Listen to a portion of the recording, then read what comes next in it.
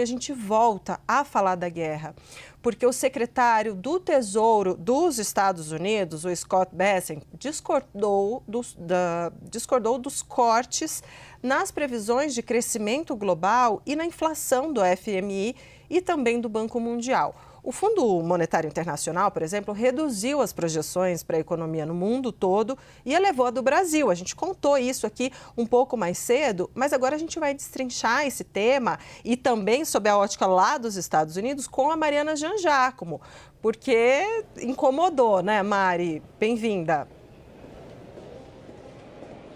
Incomodou, Débora, obrigada. Incomodou porque o FMI faria uma projeção completamente diferente do cenário econômico não fosse essa guerra com o Irã que Donald Trump começou a atacar, né, ao fazer aqueles primeiros ataques contra o Irã junto de Israel. Então, o secretário do Tesouro dos Estados Unidos, Scott Bessent, diz que as projeções tanto aqui do FMI, onde eu estou, quanto do Banco Mundial foram projeções exageradas, as projeções que prevêem um aumento de inflação, prevê então a inflação mais alta e um corte no crescimento econômico global. E só para a gente ter uma noção, Débora, eu separei aqui os dados.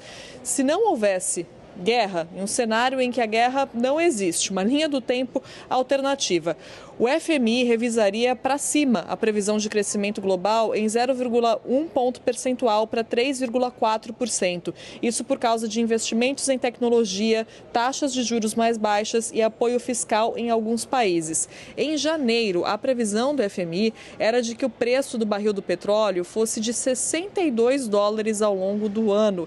Esse preço já chegou aos $100 por causa da guerra com o Irã. Então a gente está trabalhando com um cenário muito diferente agora. E o FMI vê sim o risco de o mundo chegar à beira de uma recessão, dependendo de por quanto tempo o conflito se prolongar e dependendo de por quanto tempo o preço do barril do petróleo continuar alto assim.